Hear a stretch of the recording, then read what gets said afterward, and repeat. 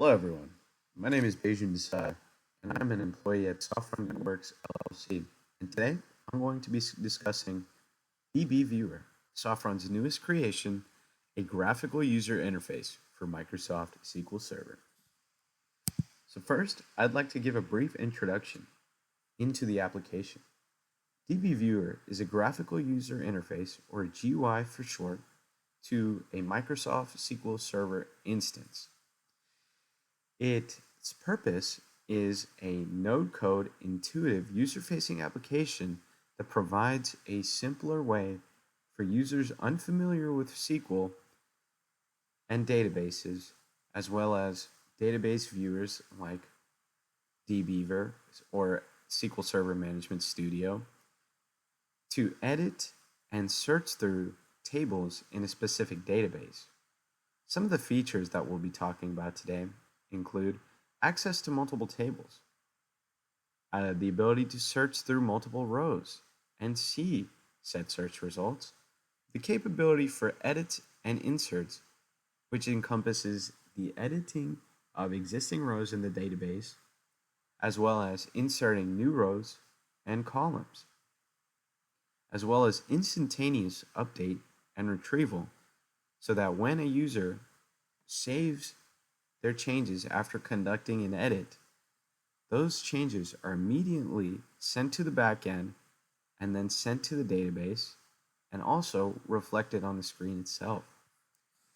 Now, I'd like to discuss the tools and technologies that were used to build this application. The front end was built using the React.js framework with Tailwind CSS providing style, while the back end consists of a lightweight API built using the Express.js framework running on a Node server.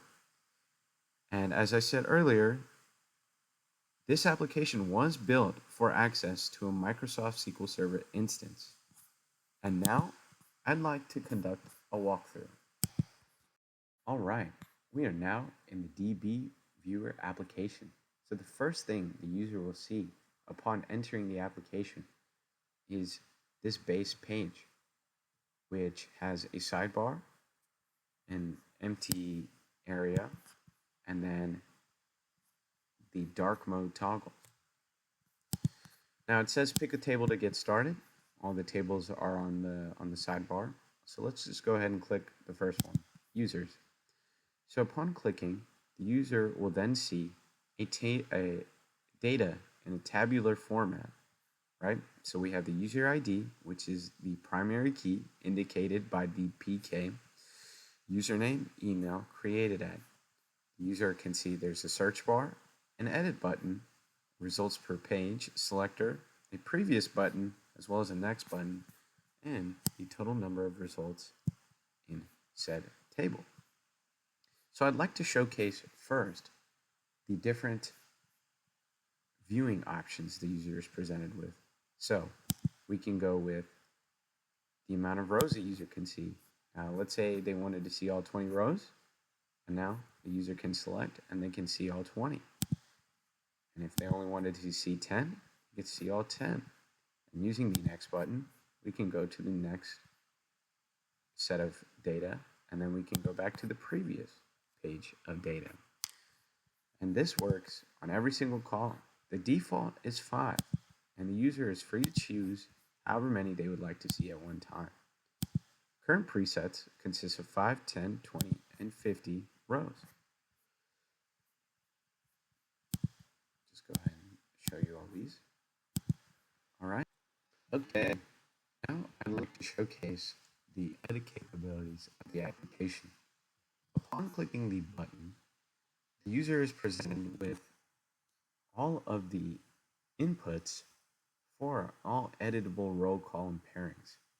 As you can see, however, user ID, the primary key, does not have any inputs, as primary key is used in organizing the data seen here.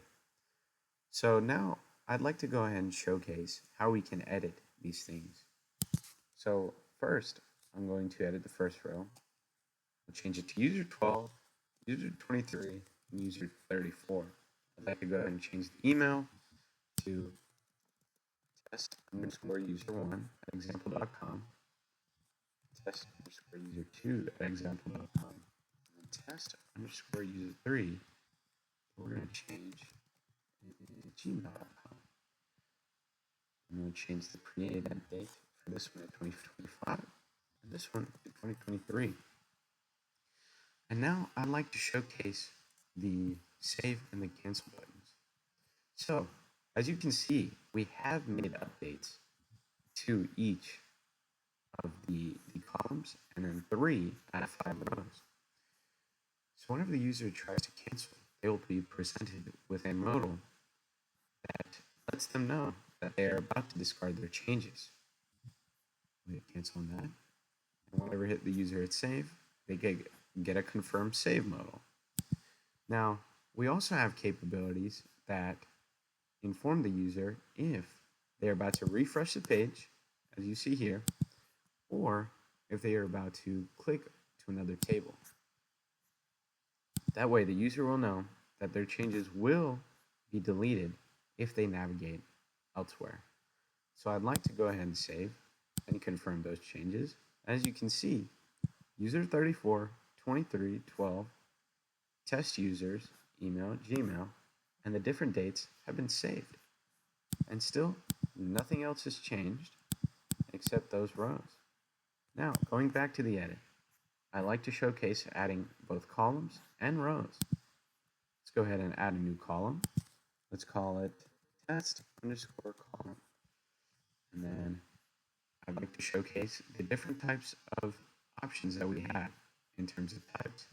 So I'll just go ahead and do nvarchar just because.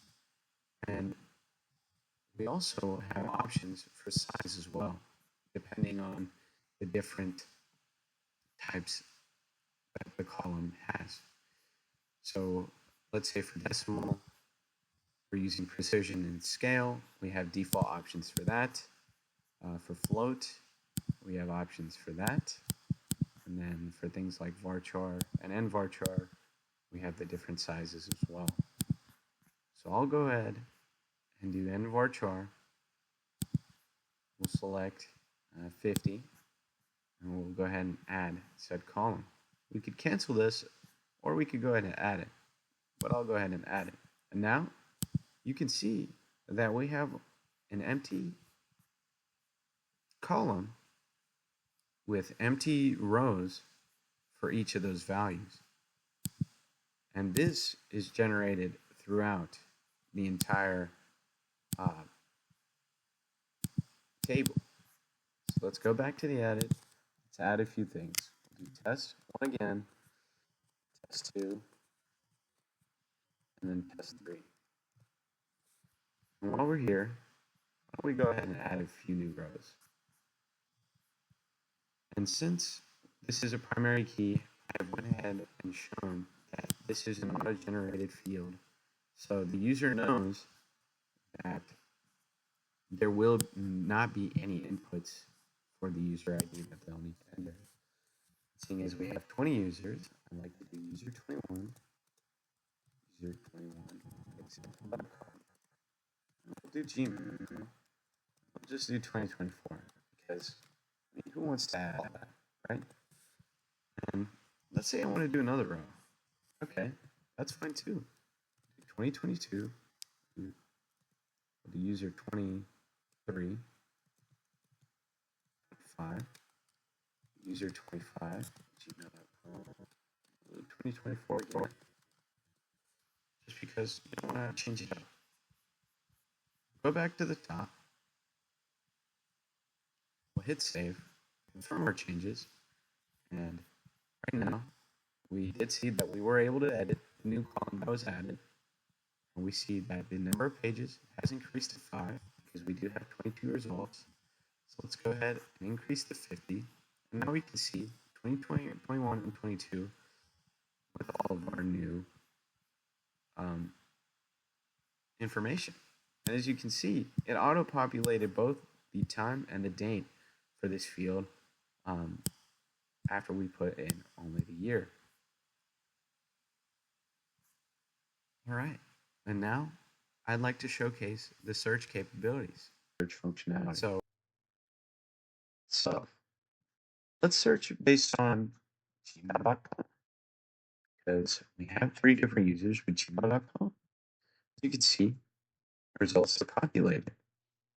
Now let's search on, let's say, 22. Okay. And we know that it's searching based on the user ID and not the other rows or the other columns, because none of these have 22 in them. Okay. Well, what if I want everything within a specific year? Let's do 2024. Oops. Okay. Okay. How about 2025? All right. And then how about 2023? Okay, cool, cool, cool. And if you saw earlier, 21 and 22 both have a 1 instead of 11 and 16, because we only put in the year. So let's go ahead and look for a 1. We get 1 for the user ID, as well as 01 and 01 for the created at. Awesome. That's great news. Now we know that we can search on every single column, as well as, and then get all the rows that we need to get. Now let's say we want to edit every one, all the rows that have gmail.com, and then go ahead and click the edit button. And I want to change all of these yahoo.com. So go ahead and do that.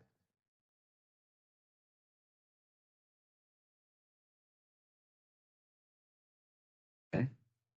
Let's save that. Confirm. And look, our search, gmail.com, no longer works. If we do yahoo.com, would you look at that? Search results are not populating. So now the user, let's say they have hundreds of rows, right? They only want to enter those, edit those rows on a specific subset.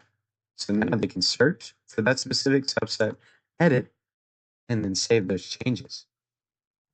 But let's say the user enters something that doesn't exist. Right? What happens then? The user 30. User 30 doesn't exist here. So the user is notified with this message right here. You can't click on any of the previous or the next pages.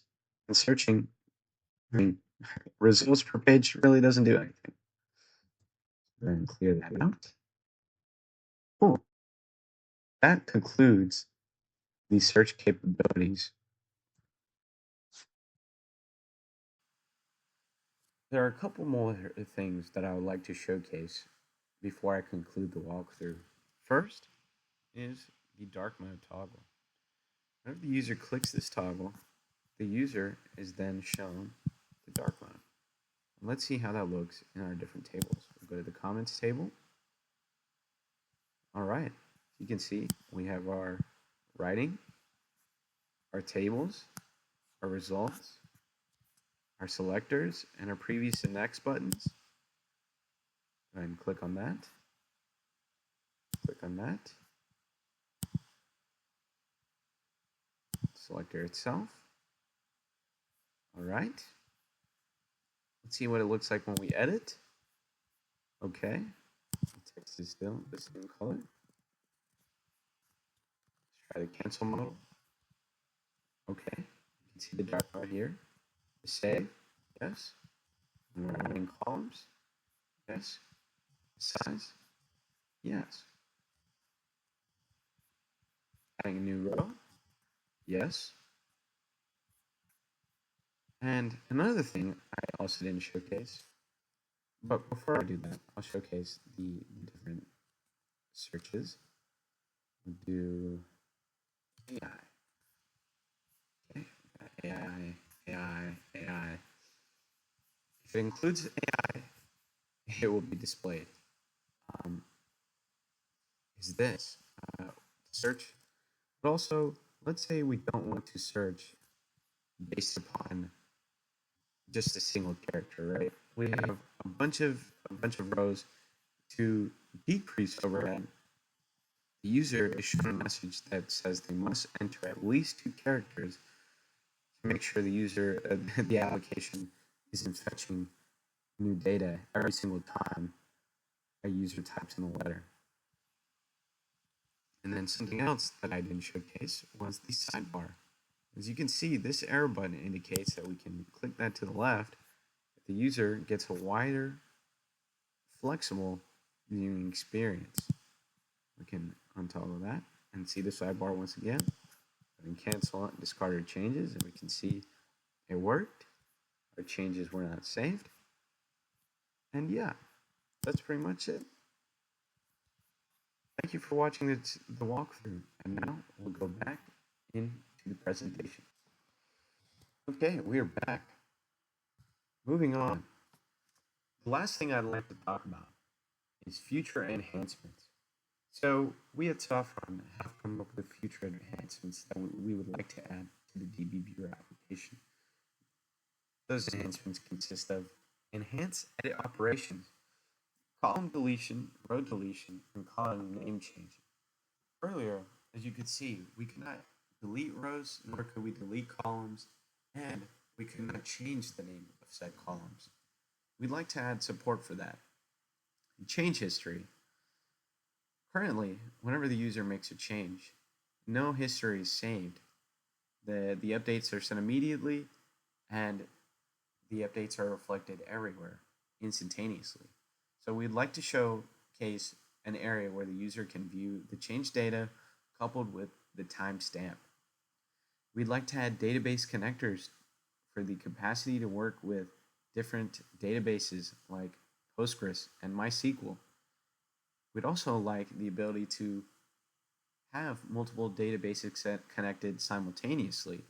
Right now, we only had 5 tables connected to a single database. But in the future, we'd like to have, let's say, maybe 2 or 3 databases with multiple tables in case the user needs to access multiple functions. And that's it. Thank you for watching.